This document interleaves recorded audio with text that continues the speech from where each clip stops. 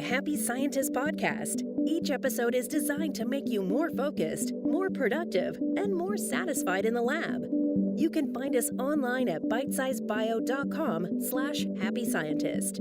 Your hosts are Kenneth Vogt, founder of the executive coaching firm Vera Claritas, and Dr. Nick Oswald, PhD, bioscientist, and founder of Bitesize Bio.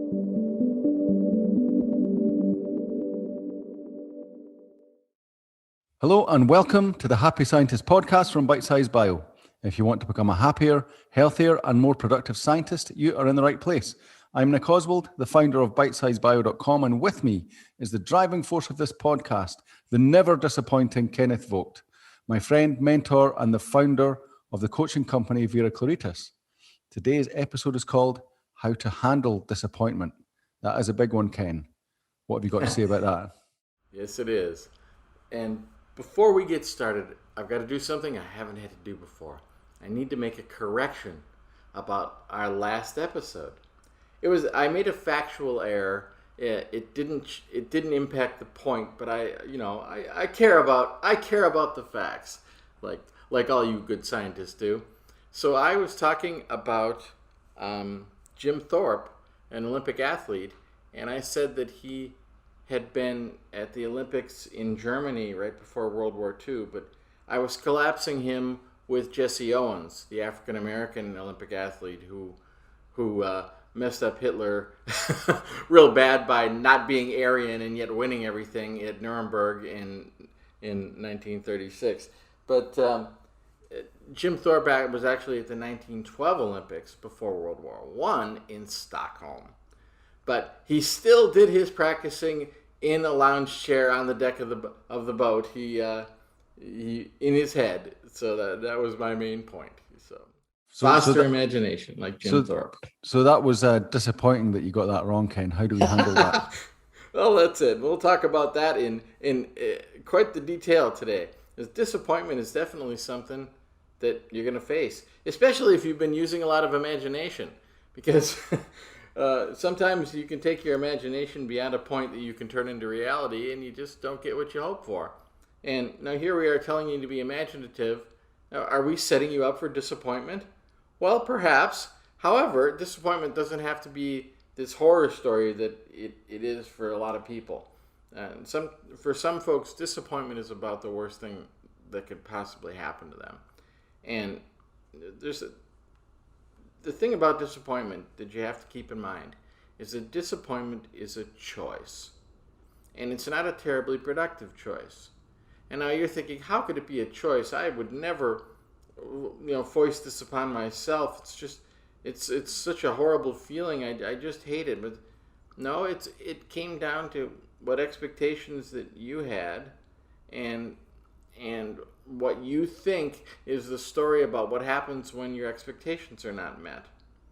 So let's unpack this a bit. So first we got to look at what is it that you might be disappointed in, because there are several factors, and if you don't tease them apart, you may not realize what the source really is. So for instance, you might be disappointed in the circumstances of something that happens. In other words, it just didn't go the way you wanted it to. It might have actually come out like you had hoped, or at least come out well enough, and but it didn't go the way you wanted. That's one possible disappointment. Another might be is you didn't get the result you wanted. Your outcome wasn't there. Maybe everything did go fine and as far as the process, but it didn't end up the way you wanted. Another possibility with disappointment may be that, look, we had everything set to go perfect, but these other people just didn't do their part. They didn't do their job. They didn't show up on time. Whatever it is, you had everything ready to go perfect and get the perfect outcome, but other people messed it up for you. And then finally, and this is the one that is the hardest on people, is maybe you're disappointed in yourself. Like, everything was there, everything was good to go, and I just didn't deliver. I didn't step up. I didn't show up fully. I wasn't completely engaged. And so These are all possibilities for why you're disappointed. So if you think about this, like, man, I should be disappointed all the time. Because circumstances, outcomes, other people, and even myself getting something wrong, wow, that's just a common occurrence, right? So if you look at the world this way, you're going to be disappointed all the time. And it really comes down to, what kind of expectations do you have for all of these things? And how did you determine your expectations? So, where did you set the bar? Now, I'm not advocating that you should set the bar low or that you should have sloppy standards. That's not the point here. But sometimes we set expectations that aren't realistic. And when I say unrealistic, I don't mean just that they don't align with some current view or some, or worse yet, some political view. What I mean is that they don't tie up to the facts that you're aware of, things that you know. And oftentimes you can head off a disappointment by seeing it coming. When you realize, I got this person on this task, and man, they're swamped right now, and there's a high likelihood they're not going to get this done on time, and maybe I need to take other steps. Well, you can head off that disappointment. You can get around it. Or here's an outcome that's a real moonshot, and I'm not going to count on that outcome. I might like that, but I'm not going to count on it. I'm not going to build things on an outcome that is unlikely to happen. You have some control over this. So that's part of the reason we end up in disappointment, is because we don't properly assess from the beginning what's available to us, and even asking too much of ourselves sometimes. And in this podcast, I'm often advocating that you should ask a lot of yourself, that you should dig deep, that you should make an extra effort. But there is a human limit, and there's a limit for each of us at any given moment. And it doesn't matter if the person at the next bench can do this easily and it's hard for you. If it's hard for you today, it's hard for you today. Now, you might want to do something about that. You might want to get more proficient at something, or maybe you need more information, or maybe you need more support, or maybe you need better supplies or better equipment. Well, okay, take those steps, but don't just be disappointed in yourself purely because those other circumstances aren't there, if you're aware of those circumstances. Now, we all have those situations where you go into something and you got that kit, and I've heard good things about this kit. It's great. I've never used it before, but I think it'll be fine. And you use it, and it just isn't what you'd hope for. Okay, that happens. So that'd be a moment where maybe you would be disappointed, and you might feel justified. Like, well, I'm entirely allowed to be disappointed right now because things weren't the way I expected, and I did set my expectations properly. I did seek advice, and I did check into things first. And poor pitiful me, I've got a bad result. So here's a question to ask yourself at a moment like that. What are you getting out of being disappointed? So I'll put that to you, Nick. I'm sure you've been disappointed in the past. What have you ever got out of being disappointed? Well, that's a good question. I guess that that's always a really hard question to ask, isn't it? Yourself is what do I get out of this? Because you think you don't get anything out of it. It's happening to you. But I guess one thing you get out of being disappointed is that you get to feel sorry for yourself, and that kind of, in a strange way, feels good, or it absolves you of responsibility, or all that sorts of things that those kind of feelings do. Right. And understand, everybody, I've asked this kind of question of Nick many a time, so he was prepared for this question. You might have been sitting there going, what do I get out of disappointment? I don't get anything out of it. I hate it, I've been whipped into submission by you, Ken, that I have to answer that question in a proper way. So over the years. I love it. But here's the thing, and this is something that's really, really worth internalizing. Whenever you are feeling bad in any way, Disappointment is just one of the ways. Ask yourself the question, what am I getting out of this? And don't allow yourself to say, I'm not getting anything out of this. I hate this. This is awful. It's the worst. I'd do anything to avoid this. Like, well, apparently you won't do anything to avoid it because you didn't avoid it this time. And sometimes it's like, well, when you say do anything to avoid it, well, I mean, it might mean you'd have to quit your job to avoid this, this particular disappointment. It might mean you'd have to fire somebody. It might mean that you'd have to refuse to do a certain task. Things with consequences. I'm not saying these are insignificant things, but you do have a choice. And at some point you can look at it and go, you know what? It is just not worth it.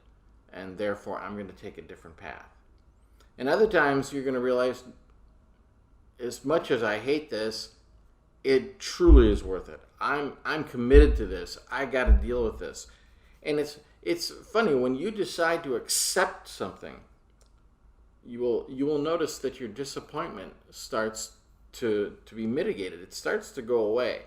It starts to be easier to take, because a lot of the things about disappointment are the story you're telling about it, how horrible it all is, and how devastating it is, and how eternally damaging it is.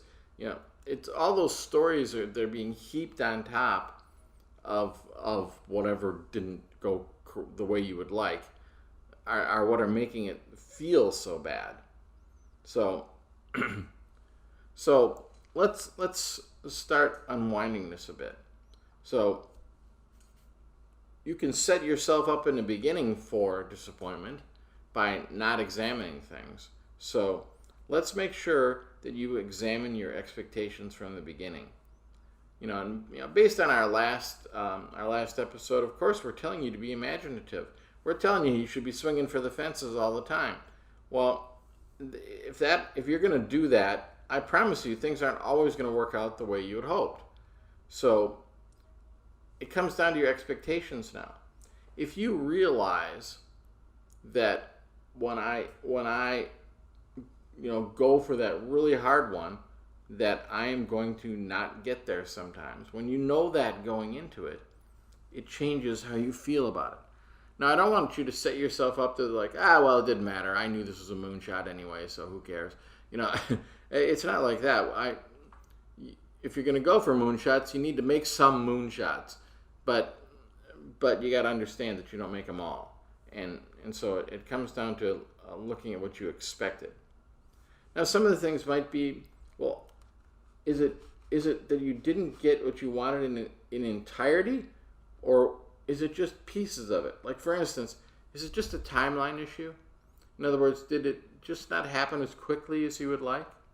Because now you know what part to address. Now it's easy to go, is there a way to tinker with this? Can maybe I could put more staffing on it, or perhaps there's some things that could be tightened up so that this could be done more quickly. Did I disregard a hard deadline that now caused a problem? Because sometimes the timeline problem isn't a problem with the individual thing itself. It's about something external to that thing. So you get disappointed with this procedure because it didn't happen fast enough this time, but this time was about something else that caused you to feel that you needed it in a certain time frame. So get clear on time issues, and do they really apply to this thing that's disappointing you right now, or is it something else? Here's what I really want to warn you against, and that's perfectionism. Perfectionism is so caustic, and it's so painful. And in the show notes, I'll have a link to a blog post that was entitled "Perfectionism is Setting the Bar Too Low." And you think, setting the bar too low, isn't perfectionism all about setting it absolutely at the pinnacle? And it's like, no, it's not. And I'm not even going to get into the details on that. Go read it yourself. It's a short read, but you'll enjoy it. And the fact is, if you have lived a life as a perfectionist, if that's constantly popped up for you, I promise you, you've been disappointed over and over and over again. And you probably know other people who aren't perfectionists, and wow, they don't have those disappointments. The same things go right and the same things go wrong for them, but they skip the disappointment. It's as simple as stopping being a perfectionist. So, that's something to really look at. Now, the other thing that might happen is that your expectations may be based on inappropriate or even counterproductive comparisons. This didn't go as well as the last time. This didn't go as well as when Sally did it. This didn't go as well as when I had better equipment. You can have a whole list of things that you could compare to that aren't fair comparisons. Well, you can't compare it to when you had better equipment because you don't have better equipment now. You can't compare it to Sally because she happens to be truly expert at this and you're just trying it for the first time. You can't compare it to the last time you did it because, you'll know why there's a difference that time. Now, I'm not saying you should never make a comparison, but the point is don't make inappropriate comparisons. And don't make comparisons that are just going to tear you down. If you're just constantly comparing yourself to Nikola Tesla, who's got this right, well, boy, you are going to be disappointed a lot, So, what do you put in its place? So you may have a pattern where disappointment shows up for you regularly, and you think, well, I don't know how to do this any different, when something goes wrong, I'm disappointed. Isn't that an appropriate response? That I didn't get what I wanted, so I'm disappointed. Well, you can call it appropriate from the standpoint of, there's nothing morally wrong with you that you're disappointed. However, it is still a choice. You don't have to feel that way. In its place, consider this as an alternative. How about acceptance? You got an outcome, and you accept it. What a novel idea. Now, that doesn't mean that you give up. It doesn't mean that you surrender like, surrendering in war here, and that's it, we're now beat down. Acceptance, properly applied, is not just capitulation. Instead, acceptance is steely-eyed realism. You saw the actual result. This is what happened. The past happened. It's done. That experiment failed. That person didn't come through. I didn't properly prepare. I didn't have the things I needed. That's what happened. So the sooner you get there, the sooner you rip off the Band-Aid, the easier it will be to get past any disappointment. Now, here's the thing, too.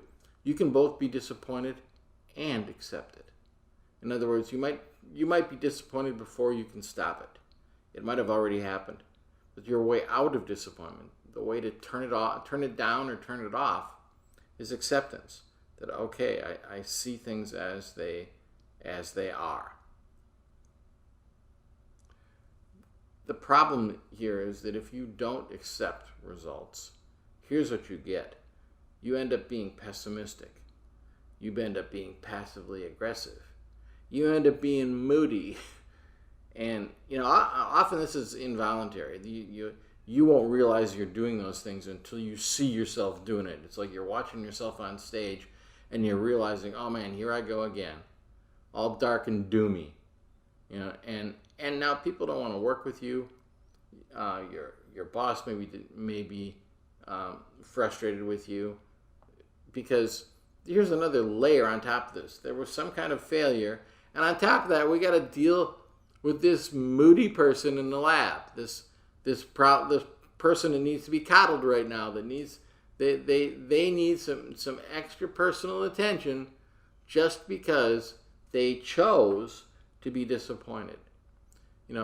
We've all seen situations where something went wrong and you see somebody afterward and they're like, whoa, that wasn't what I expected. And, without any carrying on, without any, oh, woe is me, just like, well, look at that.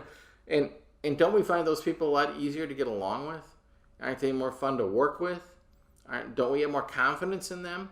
Because, they're not going to head down this deep, dark hole, waste time, suck energy, and suck the joy out of the room because something went wrong. You don't have to be that person. You can accept what happened and avoid all those negative emotional reactions. Now, of course, anytime something goes wrong, you have a learning opportunity. And here's a truism that might not be fun to hear, but it's so. Pain is a very effective learning tool. And yes, it's painful when something fails. It's painful when you didn't get the result you wanted, or when people didn't come through for you, or you didn't come through for yourself. But you can learn from a circumstance here, and you can ask yourself some questions like, what is one thing I can learn from this? Now, especially if it's been something where you felt disappointment and it was hard for you, don't make yourself go back to school on this. But ask yourself that simple question: what's one thing I can learn from this? Not what's everything I should learn from this. Yeah, that might be overwhelming. But what's one thing I can learn from this? It's like, okay, I should have listened to Bob when he told me to watch this. I should have been cleaner. I should have gathered my equipment first before I got started. And there could be any number of things. And I'm rattling off things that are simple. It might be something, big and complicated and deep. Something that could be a really valuable learning point.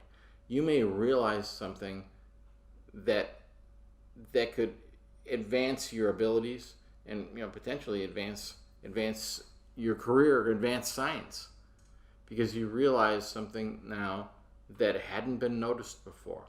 This is where you learn those things. And how many scientific discoveries do you know of that came out of disaster, that came out of somebody messing something up? And we've referred to some of those before, and I won't reiterate ones that are just old hat, but I'll bet you, dear listener, have had an experience like this yourself, where something went terribly wrong and you really learned something. I could point back to 10 things in my own life about that off the top of my head, and I'm sure, Nick, you could too. We have a lot of possibilities there. So another question you might ask yourself after something goes wrong and could be potentially disappointing is, how can I adjust my course to avoid this disappointment in the future? It's like, all right, I'm going to accept I'm disappointed right now. See, that's another thing too. You don't just have to accept outcomes. You can accept disappointment. But hey, I don't want to be disappointed next time. So how do I head that off?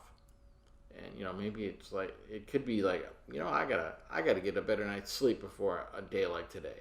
And maybe it's I need to be more versed on the literature before I dive into something like this.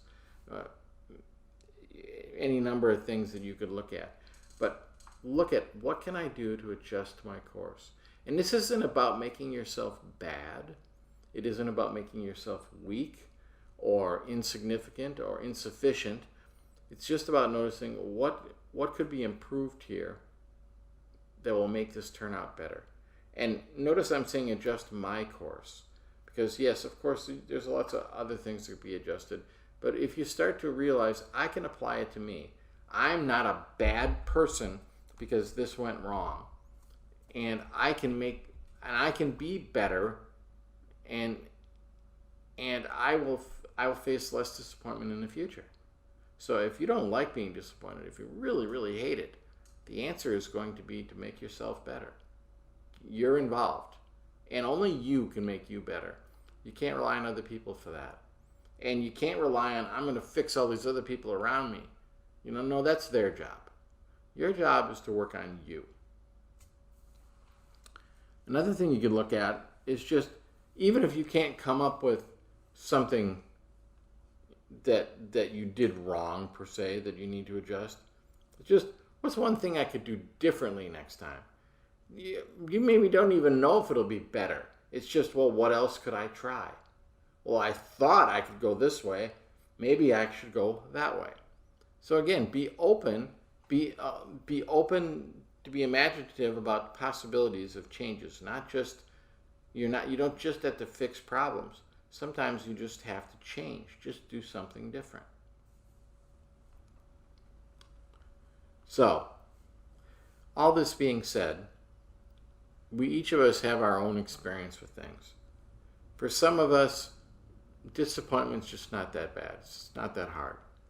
But for some of you, disappointment is terrible. It's a horrible burden. It's almost too much to bear. So, what if that's how you experience things? Well, first off, there's some advice that you may hear sometimes, and I want to warn you against it. It's bad advice. And you've probably heard this said, if you never want to be disappointed, just never leave your comfort zone. For some people, that might be a way to live. But for a scientist, for a happy scientist, there's no way you could follow that advice. You have to leave your comfort zone. Your comfort zone is where nothing happens. And I'll grant you that all disappointment is outside of your comfort zone. But that's okay, because all opportunity is out there too. And all success is out there too. And all progress is out there too. And if you can latch on to the possibilities, the possibility of progress, the possibility of discovery, and realize how much more valuable that is to you than the occasional disappointment that you encounter while pursuing those things. That's how you can get free of this. When you start to realize that I can avoid disappointment, and I can have disappointment and have it not be that bad, because it's worth it. It's the cost of doing business. And we've all done this. If you like working out at the gym, the adage of no pain, no gain is so true. We go to the gym sometimes and we enjoy the pain. In the past, we might have found that to be similar to disappointment, to have to suffer that. So, a lot of it comes down to perspective. So another thing to look at then is like, well, yeah, but this disappointment has been so overwhelming to me. Well, all right, maybe it's because that's where you're focusing your attention. So it's good to stop and ask yourself sometimes, what isn't disappointing in my life, in my job, in my career, in my lab? What's going on in your world that isn't disappointing? And I'm not talking about it's got to be everything that's so wonderful and perfect and winning and cherries on top all the time. Just I'm going to set the bar here really low. Just what isn't disappointing? I show up every day and the power is on. I show up every day, a lab is here that's outfitted and got stuff. And there are other people here. And I'm safe here. And, there can be a lot of things you could look at instead of the thing you're disappointed in, and realize, it isn't that bad. When I put it all in context and realize that, well, that's just one piece of this puzzle here. And there's all these things I can do about it. And meanwhile, all these other things are going well. There's plenty of things that are not causing disappointment. And if you show some gratitude for those things, disappointment starts to be less painful to you. Another thing you can do is whenever you find yourself in a situation where you're disappointed, get some good counsel. And good counsel can come from a lot of places. Now, it may be that after something goes wrong, it's like, wow, I really don't know how to do this better. Well, Go get some counsel, some advice from a mentor, someone who's been there before, someone who's walked this road. And I think many of us can find those people right in our close circles. They're there. There are people that have more experience, and there are people that are willing to help. So go to them. Or you might go, let's say you don't have a mentor for this. Well, go to a colleague, somebody else who's walking the same road as you and facing the same issues as you. And sometimes just having a powwow with somebody like that, you come up with some answers between you. And then finally, if there's nothing else to do, go to a friend. They don't have to have answers. They just have to hear that I'm disappointed, and just receiving their compassion or their empathy might be enough to carry you through it. This is the last stop along the way. Do all these other things, and you'll rarely have to do that. And I'm not saying not to tell your friends about your disappointments. I'm saying that it doesn't have to be the thing that saves you. It's always nice. It's great to go to the bar after work and have a beer and like, man, today I just fell on my face. It was ridiculous. And your bartender's like, yeah, I know how you feel, man. I've been there. Great. That emotional support is useful too. He can't help you with your problem. You're the one with the PhD. He pours beer. But it still can be helpful to you. So finally, after all this is going on, I'm like, all right, well, I've done what I can do. This thing happened. It's over. Now it's time to get back up on that horse. Don't go, well, I'm never doing that again. I'm afraid to ever try again. Like, no, you definitely have to try again. You got to keep going. And you can use it as motivation. When something goes wrong, sometimes that can be something like, oh, I'm never doing that again. I'm never having an egg in my face like that again. It can cause you to step up. It can make you pay more attention. It can make you be more detail focused to make sure that you get a better result the next time.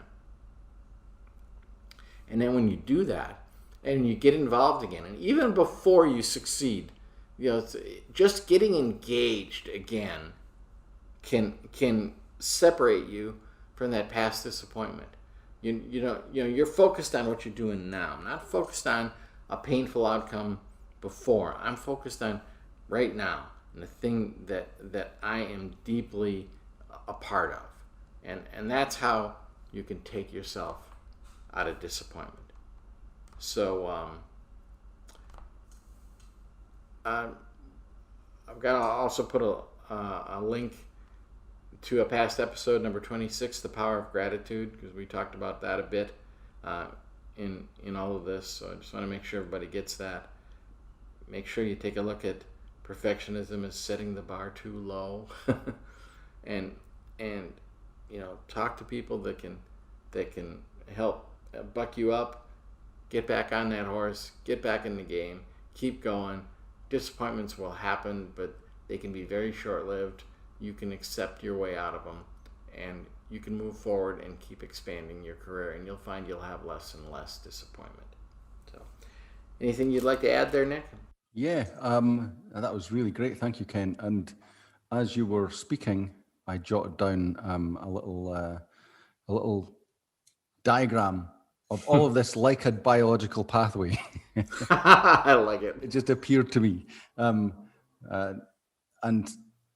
For me, it's quite an interesting one. If you link it back to this idea of disappointment causing pain, if you link it back to the previous episode about imagination, again, I think we mentioned that last week. The idea of imagination, being required for success, it would be that the biological term would be imagination is necessary for success but not sufficient. So imagination plus drive it's either going to give you success or failure. But if you don't have imagination or drive, you're not going to get either outcome. You just have inertia. And this is just so people know, this diagram, if it's useful for you, you can find it in the show notes. for this episode. So, but that's really good, Nick. I really like that. Yeah. So you've got imagination plus drive equals success or failure.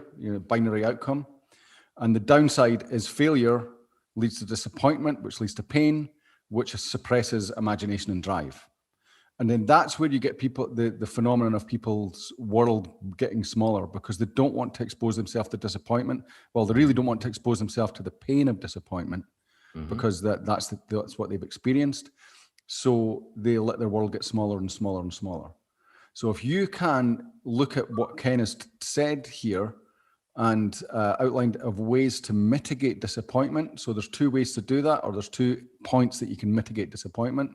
One is you can stop the disappointment turning into pain. And some ways you can do that are preparation, so preparing for the outcome of disappointment and being ready to accept it in advance. The second one is accepting it when it comes. You can either do that in advance or when it happens. Treating it as learning, so diffuses the sort of pain, the energy, rather than going into pain, it becomes a building block for your future success, or just plain old gratitude. To be like, okay, well, to kind of put that pain into context. Then that's one way to diffuse the pain.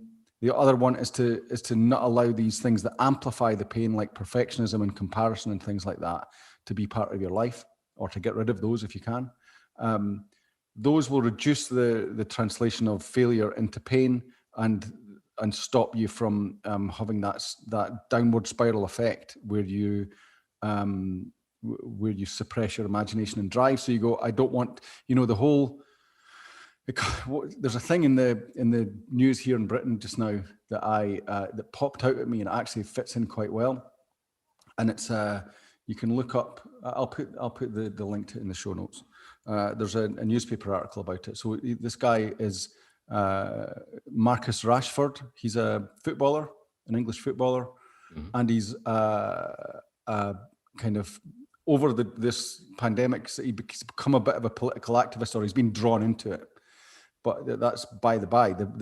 He's an extremely successful young man, and the quote that he from him is that whenever I hear no, I ask myself why not.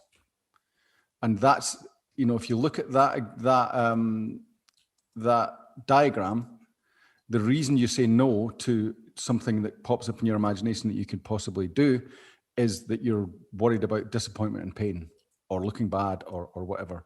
If you can remove that inhibition and just drive and focus on the doing, the imagination and drive part, rather than whether it's a success or failure, and keep going forward regardless of whether it's a success or a failure, that's when you get hyper sort of growth. That's when you get high levels of growth and success. Sure. And for those of you who are very pragmatic, sometimes when you hear that question, why not, you poo-poo it, you blow it off, because you're hearing it wrong. You're hearing it as a rhetorical question. Don't ask it as a rhetorical question. Ask it as a question you intend to answer. Why not? I have to have a reason why not. That can, because the thing you think is the answer to that question is what's holding you back. And when you make it a rhetorical question, you leave it unanswered. So you don't know why you're being held back. You just, it's just sitting there. I mean, literally, if you look at this, if the way that it's gone is for you is shown in this diagram, if you see, is explained in this diagram, is that the reason you're saying why not is because is literally because you're afraid of disappointment. That or something like that. It's going to be something like that if you examine it. Mm-hmm. Well, I think we should have Nick drawn pictures during all these episodes from now on. I love this when something pops up like a biological pathway, because I can understand those, and it's hopefully nice. People in the audience can as well. But this is quite nice. Yeah, great. All right. Anything else you want to add then at this point, Nick? No, I think if we can just wrap it up by again thanking you, Ken, for a great episode.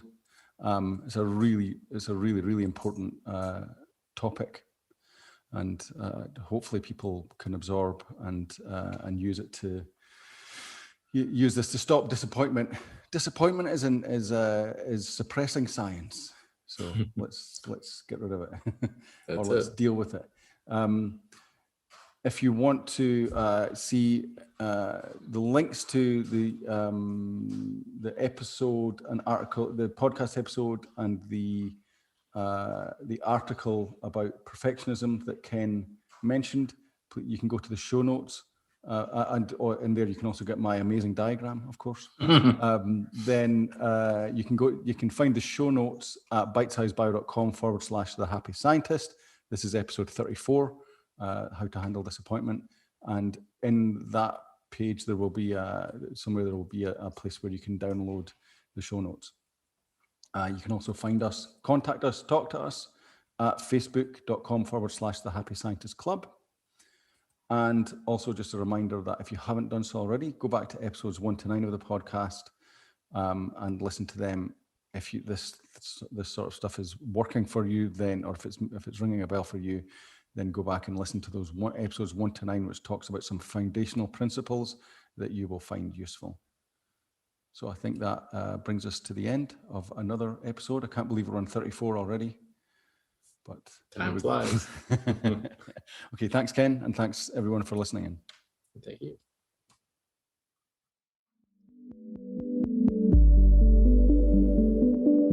The Happy Scientist is brought to you by Bitesize Bio, your mentor in the lab.